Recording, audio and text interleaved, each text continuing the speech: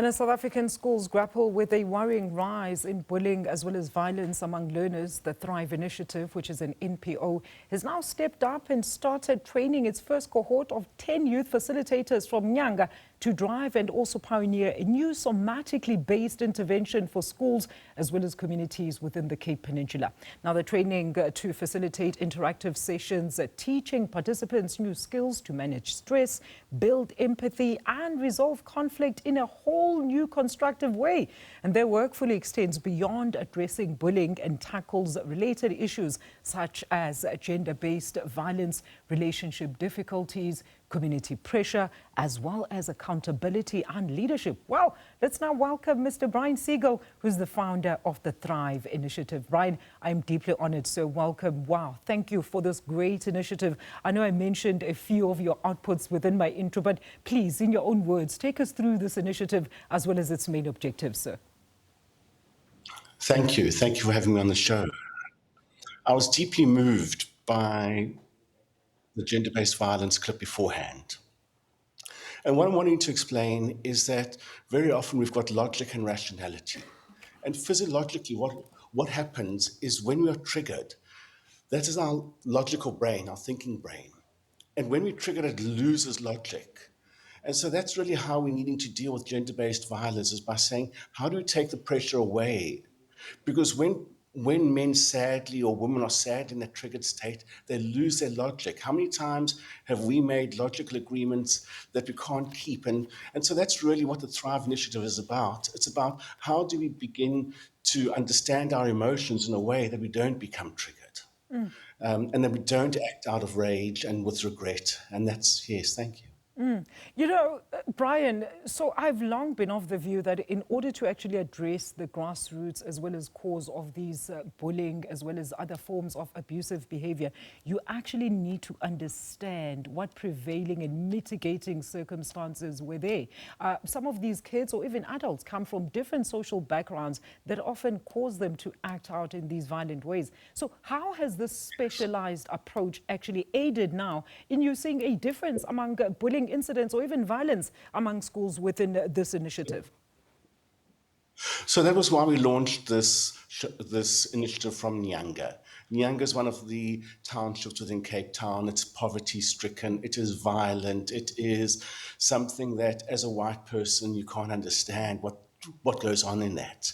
And so for us, it is about how do we take these issues, and so we've trained these 10 Thrive initiators to deal with emotional issues so that we can begin to express our emotions differently. We can begin to express our emotions from a more talking way and talk through them as opposed to acting them out. It's also about what we call about releasing of trauma, because very often with a bully, it is their own childhood trauma that creates a bully. It is our approach that says that a bully has been bullied, and that is why he becomes a bully.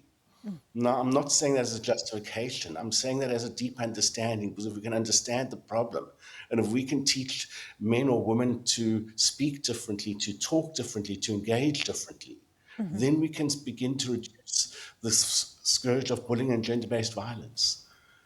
Because the more I shout at you, the more I reprimand you, the more I make you more constipated, and at some level, the more we create bullying and gender-based violence because we don't have that outlet of expressing ourselves.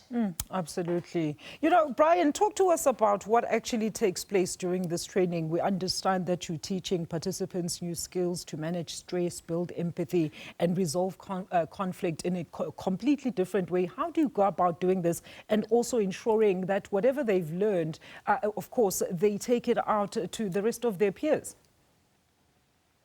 So, first of all, we understand that communication, 20% of my communication is words. The other 80% is my body language. So if I was to talk to you like this and saying it's really nice to be here, you can see how it's a very different projection. And so what we do, we teach what we call somatic skills, which is the skills of understanding what's happening inside our body. So that when we are training or when we are engaging within the community, we are feeling what's happening inside of their body. We're feeling their tension. We are understanding them and giving them skills to release that tension that they hold. Because only once we release that tension that we hold can we really begin to speak about it. If you think about having a fight with your partner, at that particular moment of reactivity, not much is achieved. And there's shouting and battling of each other. But how do we release that tension safely? And so that is what these 10 initiators are doing. They've been sponsored for the next 6 months to work in the townships. So we're trying to get youth involved. We're trying to organize youth programs around youth. We're taking it into schools so that we can teach a new way of communication. And maybe a More very quick... soft thing. Yes, Brian, a very quick one as well. Maybe with, of course, I know you mentioned a little bit in regards to this aspect, with the Cape Peninsula as well, having serious gang challenges where young kids are often part of gangs at an early age. How have you identified the communities most in need of these interventions, like in Nyanga, for example, where you have started? And do you also have plans to have a bigger reach within the Cape region, or even make this as a pilot for others to follow in other affected schools or even in affected areas right across the country? So sadly, let me turn the question around. What areas are not affected by gender-based violence? Sadly, the majority of South Africa is affected by gender-based violence, is affected by bullying. And so my question is saying that there might be a few places that are not.